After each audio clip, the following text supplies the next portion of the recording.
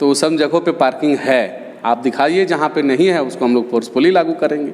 चलिए, बहुत बहुत धन्यवाद। जैसा सर ने कहा कि अगर कोई भी ऐसी बिल्डिंग अगर आपको दिखती है तो आप दिखाइए, तो हमारी अब जवाबदेही बनती है कि हम आपको उतने बड़े बड़े कम्प्लेक्स दिखाएं जहां पार्किंग की स्पेस नहीं है। और यहाँ के मतलब जो नर्सिंग होम, पैथोलॉजी, ये सब आप देखते हैं लोग जो है, जो मेडिकल कचरा है, खासकर जो बड़े हॉस्पिटल्स हैं उनके पास तो अपना सारी व्यवस्था है, लेकिन जो ये नर्सिंग होम, पैथोलॉजी हैं, इनको हमने कई बार ऐसे देखा है कि वो जो वहाँ पर डस्टबिन है उसी में जाकर डाल रहे हैं। सबसे बड़ा जो है दिक्कत है, जैसे गार्बेज फ्री की बात है, लेकिन आपके पास इस शहर के पास सबसे बड़ी जो समस्या है वो तो गार्बेज फेंकने की जगह को लेकर है। जो मुझे काफ़ी समय से आपसे पूछना है, खासकर साक्षी और बिष्टुपुर जो बाज़ार है उसको लेकर, आज स्थिति ऐसी हो गई कि साक्षी और बिष्टुपुर की किसी भी सड़क में अगर आप कार लेके चढ़े जाते हैं सड़क में, तो जितने भी कम्प्लेक्स बड़े बड़े बन रहे हैं, पार्किंग की तो सुविधा है नहीं। जो पार्किंग की सुविधा थी, लोगों ने उसको दुकान खोल लिया। नमस्कार, सोशल संवाद में स्वागत है। मैं शशि भूषण, और आज हमारे साथ जो है जेएनएसी के विशेष पदाधिकारी हैं, और हम बात करेंगे इसलिए कि अभी तो साफ सफाई के लिए जमशेदपुर को है भारत सरकार की तरफ स्वच्छता अभियान की तरफ अवार्ड मिला है, तो सबसे पहले हम उसके लिए बधाई देते हैं। और लेकिन इसके साथ सवाल ये है कि जो स्वच्छता अभियान जो है लगातार आप देख रहे हैं कि इंदौर टॉप पर कर रहा है, और जमशेदपुर को भी इस पर अवार्ड कई चीज़ों को लेकर मिला है। तो सर, आगे किस तरह का अभियान आप चलाएंगे जेएनएसी के? देखिए, आपको मैं धन्यवाद देना चाहता हूँ कि स्वच्छ सर्वेक्षण चाहे स्वच्छता अभियान में जमशेदपुर नोटिफाइड एरिया लगातार पिछले 3 वर्षों से बेहतरीन परफॉर्म कर रहा है। पहले आप देखते होंगे कि जो सर्वेक्षण होता है वो कई मापदंडों पे होता है। उसका क्राइटेरिया साफ़ सफाई है वो ज़रूर, लेकिन उसकी जो मापदंड है वो सर्टिफिकेशन है, शहर को किस स्टार पे आप ले जा रहे हैं, ओडीएफ की स्थिति है, प्लस आप सब तो बहुत सारे कंपोनेंट है। उस कंपोनेंट को हम लोग ने पकड़ करके उसको उसमें एक एक चीज़ पे मेहनत करके हम लोगों ने काम किया है। और लगातार आप देखेंगे कि 3 वर्षों से हम लोग जो है अपना जो पोजीशन को इन्हांस करते हुए आगे बढ़ रहे हैं। तो ये हमारे टीम की मेहनत है, और साथ में जुस्को की टीम की भी मेहनत है, साथ में जनता के द्वारा जो फीडबैक दिया गया है, डायरेक्ट इनडायरेक्ट, चूँकि इसमें भारत सरकार की टीम भी आती है फीडबैक लेने के लिए, और भारत सरकार के टेलीफोनिक जो वहाँ से कमेटी जो QCI की टीम बैठी हुई है, वो भी जनता से डायरेक्ट टेलीफोन डायरेक्टरी निकाल करके लोगों से पूछती है कि जमशेदपुर की स्थिति क्या है। तो जनता ने जिस तरह का फीडबैक दिया है, जनता ने जिस तरह का जनता के द्वारा जो हम लोग को यहाँ से जो भेजा गया है फीडबैक, वही फीडबैक हम लोग के लिए बहुत ही कारगर हुआ। आप जुगसलाई को देखिए, जुगसलाई की जनता ने इतना फीडबैक अच्छा दिया कि उनको फीडबैक में ही पुरस्कार मिला है। तो ये कोई छुपाने वाली बात नहीं है, बल्कि ये सजगता वाली बात है कि जमशेदपुर को, अब जमशेदपुर मैं मानता हूँ कि भाई ऐसा सिटी है जो कि बहुत क्लीन है। आप दूसरे सिटी में चले जाइए तो इतना क्लीन आपको नहीं मिला। रहा बात कि इसकी प्लानिंग को लेकर के हम लोगों ने, आप देखे होंगे कि इस शहर में पहले डोर टू डोर की स्थिति नहीं थी, ना डोर टू डोर होता था, और हम लोगों ने डोर टू डोर स्टार्ट करवाया। इवन जुस्को को भी बोल करके वहाँ भी डोर टू डोर प्रारंभ करवाया है। साथ में हम लोग गार्बेज फ्री सिटी को बनाने के लिए हम लोगों ने डस्टबिन को हटा दिया है, जो कम्युनिटी डस्टबिन थे। तो हम लोग डोर टू डोर के लिए RFID वगैरह लॉन्च किए हैं, और सेग्रीगेशन करने के लिए हम लोग प्रेरित कर रहे हैं। गीला सूखा लगातार घरों में जा कर के लोगों को समझा रहे हैं, लोग अब समझ रहे हैं। क्योंकि आप देखेंगे कि आने वाला दिन जो है वो हमारा फ्यूचर है, और उसको हम लोग अगर संजो करके नहीं रखते हैं तो हमारा फिर फ्यूचर ख़राब हो जाएगा। आने वाले दिनों में क्या है कि आपको गीला सूखा ही नहीं बल्कि 4 कचड़ा को अलग करना होगा, जिसमें एक कचड़ा हैजार्डस भी है, और एक कचड़ा आपका एक कचड़ा आपका ई वेस्ट भी है। तो ई वेस्ट के लिए भी हम लोगों ने अभी एक स्टेशन बनाने जा रहे हैं, और बना भी दिए हैं। तो ई वेस्ट सबसे ख़तरनाक है। ई वेस्ट से जो रेज निकलता है, जिससे कैंसरस की चीज़ें हो गई, तरह तरह की बीमारी हो चुकी, आप अनाज में वो चीज़ें, मिट्टी में वो चीज़ें मिल जा रही है, तो वो बहुत ही खतरनाक। तो लोगों को सजग होना का, आगे प्लास्टिक यूज नहीं करें लोग, और अपना जो पुराना जो पूर्वज को जो हम लोग थैला लेकर के जाते थे साग सब्जी या राशन खरीदने, उस तरह की चीज़ों को अडॉप्ट करना ही पड़ेगा।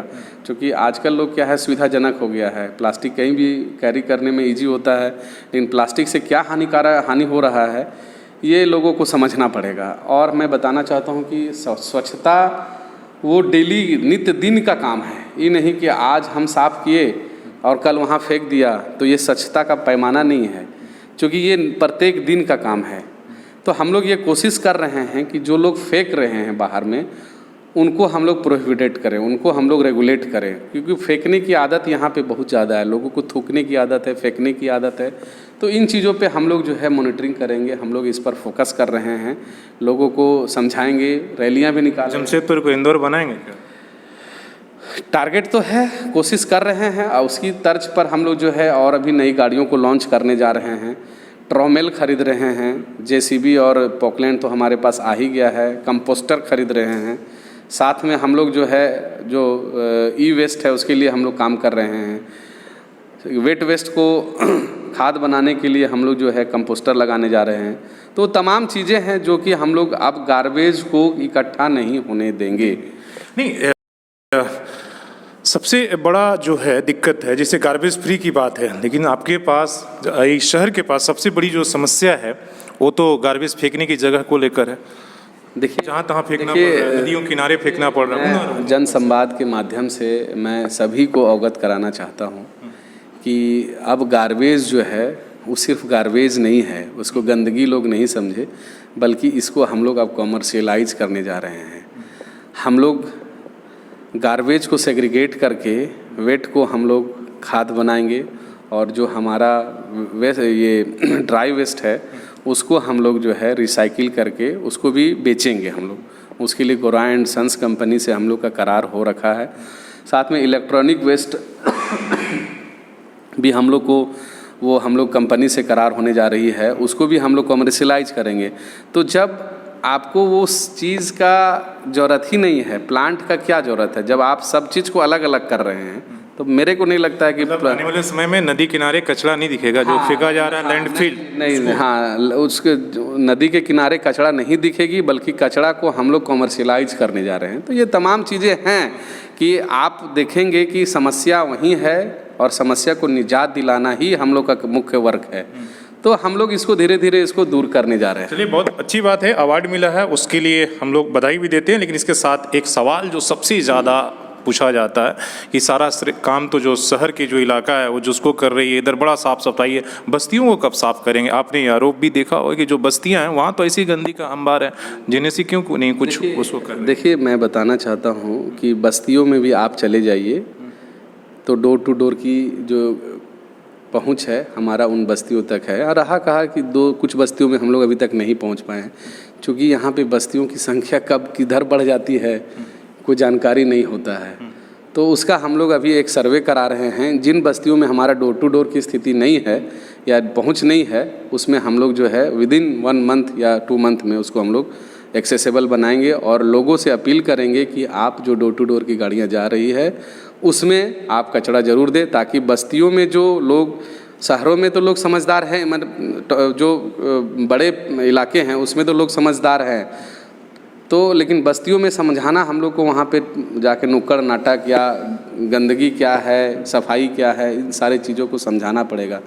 इसके अलावा हम लोग एक और काम करने जा रहे हैं कि शहर में जितने भी RAW है उसको खुद का कंपोस्टर लगाना है, कंपोस्ट मशीन लगाना है। इस पर भी हम लोग काम कर रहे हैं। जो बल्क वेस्ट जनरेटर है, जो 100 kg से ऊपर का जनरेट कर रहे हैं, उनको भी हम लोग फोर्सफुली, जैसे होटल हो गया, बैंक्वेट हॉल हो गया, इन सब चीज़ों को, इन सब इंस्टीट्यूशन को हम लोग फोर्सफुली वहाँ पे लगवाएंगे, ताकि उनका खुद का जो वेट वेस्ट निकल रहा है, जो होटल से निकलता है, वो खुद खाद बन जाए उस कंपोस्टर से, और खुद यूज करे वो लोग अपना बागवानी में। एक कचरे की तरफ मैं और ध्यान दिलाना चाहता हूँ, जो यहाँ के मतलब जो नर्सिंग होम, पैथोलॉजी, ये सब आप देखते हैं, लोग जो है, जो मेडिकल कचरा है, खासकर जो बड़े हॉस्पिटल्स हैं उनके पास तो अपना सारी व्यवस्था है, लेकिन जो ये नर्सिंग होम, पैथोलॉजी हैं, इनको हमने कई बार ऐसे देखा है कि वो जो यहाँ पर डस्टबिन है उसी में जाकर डाल रहे हैं, उनको कैसे आप अभी हम लोग रेगुलेट कर रहे हैं, अभी हम लोग फ़ी भी काटे हैं, उनको फाइन भी किए हैं।